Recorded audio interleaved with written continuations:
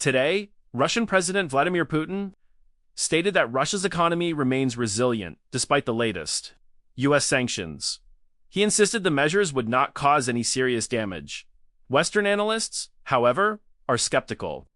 They argue that the real impact of these sanctions will become clear only in the coming months as global markets respond. The new U.S. restrictions target Moscow's major oil producers, the toughest actions so far since tensions between the two nations began rising. Just days earlier, President Trump said he still believed Vladimir Putin wanted peace. But now, the relationship between Washington and Moscow appears to be entering a new and uncertain phase. Putin has long been regarded as a master at surviving sanctions, but this time, the pressure on Russia is greater than ever. In reality, the country's economy has already taken a hit, with rising inflation, a weakening currency, mounting debt, and higher unemployment. Any additional financial pressure from the West could now have a serious impact on Moscow's stability.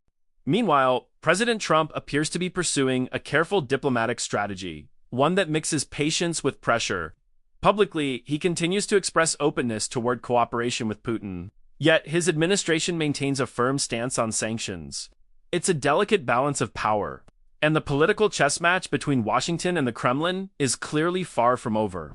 Putin appears to believe the conflict advances his strategic aims, that time is on Moscow's side. He often frames events as victories, yet the latest offensive fell short of its objectives and suffered notable setbacks. Kremlin's strategy seems aimed at undermining U.S. and European influence, increasing pressure on civilians and forcing concessions from Kyiv. That helps explain the recent escalation and the growing humanitarian toll. Washington, meanwhile, is signaling a tougher posture. The president has indicated his patience is wearing thin, a sign that stronger responses or more forceful measures could be on the table. The latest sanctions are among the most severe. Anyone who examines them closely will see they are meant to be enforced rigorously. That requires painstaking coordination between the Treasury and the State Department to make sure they work. Washington also has a range of additional measures at its disposal, from proposed laws imposing heavy taxes on buyers of Russian oil to tracking the so-called ghost fleet of tankers.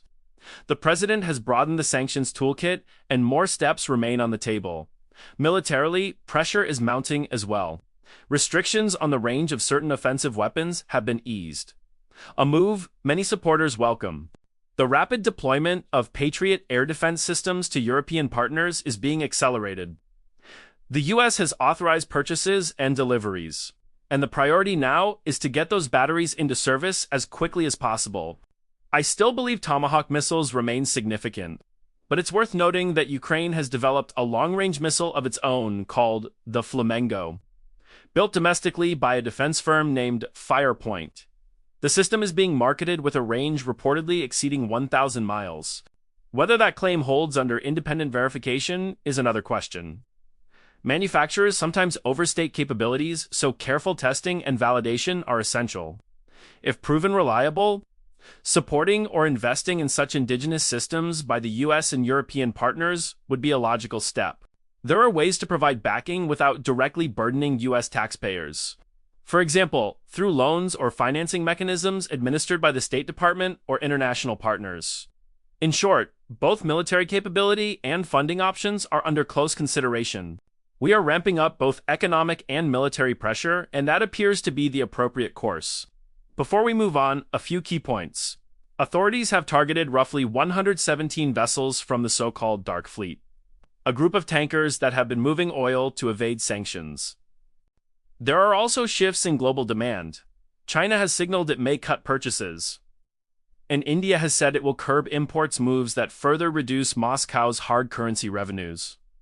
On the military front, Tomahawk missiles remain prominent in the discussion. President Putin has warned that any serious strike on Russian territory with such weapons would be met with a stern response. Finally, training timelines for operating long-range systems are not necessarily measured in months, reports suggest. Some platforms can be brought into effective use within weeks rather than many months. It's clear that President Putin continues to use psychological pressure, frequently threatening to escalate the war, yet in reality, no real escalation has occurred.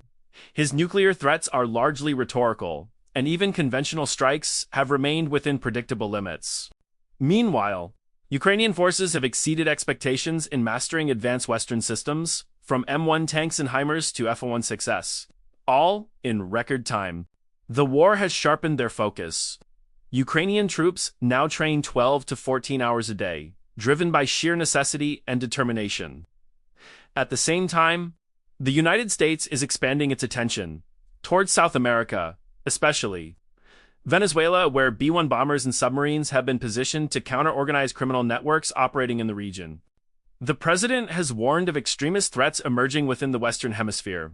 In response, the U.S. is reviving the spirit of the Monroe Doctrine, reshaped for the modern era.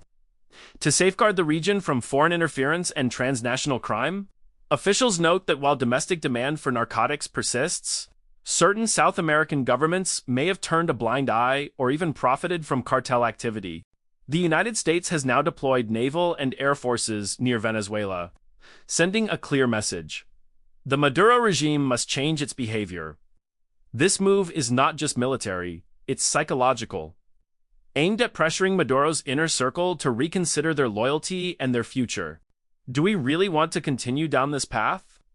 Some argue that the Maduro regime has enabled drug flows, and that covert actions, possibly including intelligence operations, are underway to undermine his hold on power.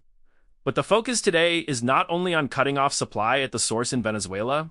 Equally crucial is dismantling the distribution networks inside the United States, where these flows are converted into billions of dollars.